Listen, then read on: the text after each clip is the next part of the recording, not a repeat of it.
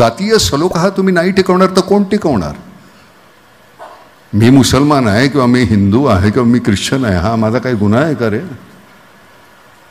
मला नाही कधी आजपर्यंत आठवलं किंवा माहिती आहे की रत्नागिरीमध्ये कुठे काहीतरी असं काही झालं. त्याचं कारण इथली माणसं पहिल्यांदा माणूस आहे. मला माझ्या पद्धतीनं, मी आईला माझं सगळं लहानपण मुसलमानांमध्ये गेलं. मुरुड जंजिराला आम्ही मियाँ यांच्या घरात राहत होतो. त्यांच्या 2 बायका होत्या, नजीरा आणि अनवरी. अनवरीची 2 मुलं, दिलशाद आणि सैफुल. नजीराची 2, शगुफ्ता, बाबला.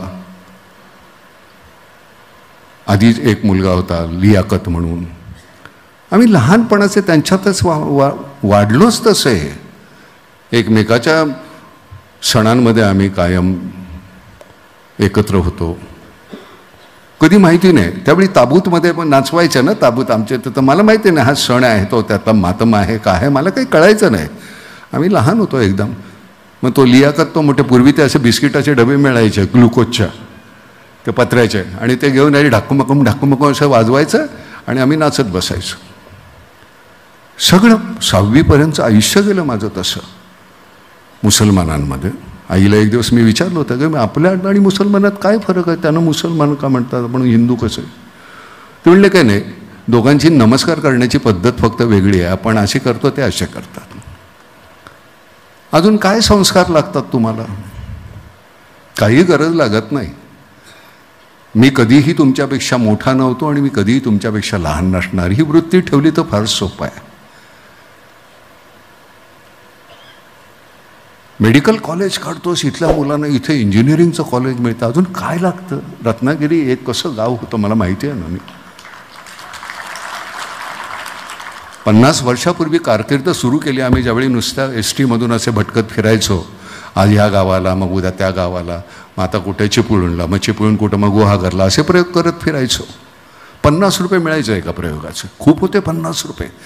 150 रुपयामध्ये राशन भरलं जायचं महिन्याचं आमच्या 4 लोकांचं. पैशाला किंमत होती, त्यापेक्षा माणसांना जास्त होती. आज आम्ही पटकन कोणतरी राजकारणी म्हणतो आणि आम्ही एकमेकाची गचांड धरतो. त्यांचं काही चूक नाही, ते मतलबी असतील. आम्हाला कळत नाही का? आम्हाला अक्कल नाही का? आम्ही आमचे आरशे फोडले का घरातले? ते नाही आपण पाहत. नुसतं कोणाला तरी नावं ठेवण्याचा काही आपल्याला अधिकार नाही. 4 कोणतरी टाळके असतात, ती भडकवतात तुम्हाला. फुली मारा त्याच्यावर. आपल्याला एकत्रच राहायचं आणि आपण एकत्रच राहणार आणि आम्ही एकमेकांशी असंच सहकार्य करणार, प्रेम करणार. तुम्हाला कळतंय, कळत असतं आपल्याला, वळत नाही. कळतंय. ही आपली तुंबडी भरण्यासाठी मला नावं घेता आली असती ना आता या मंडळींची, मला बरं वाटलं असतं. तुम्हाला खरं सांगतो, असं आईच्या भाषेमध्ये मी माझ्या, कसं करता काय तुमच्या तुंबड्या भरण्याचे? कोण काय तुम्ही निवडून येण्यासाठी कुठली अर्वाच्य भाषा, कुठलं काय पद्धतीनं बोलता?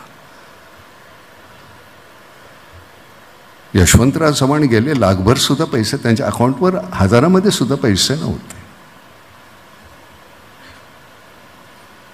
कलाम साहेब गेले, काही नाही, 2 सूट होते. आपल्या समोर एवढी आदर्शता, फक्त नेमकं एकच आहे, आम्ही कुठल्या आदर्श समोर ठेवायचे.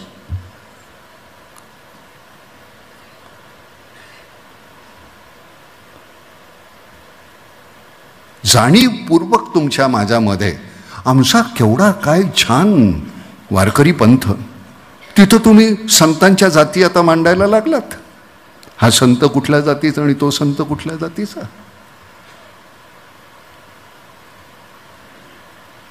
वारकरी पंथाने सगळ्यांना एकत्र सामावून घेतलेलं आपल्यामध्ये. तिथं सुद्धा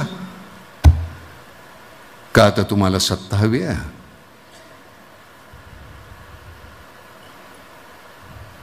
गाजवणार कोणावर? आमच्यावर ना. पूर्ण काही अक्कल गहाण ठेवलेली नाही आहे आम्ही सुद्धा.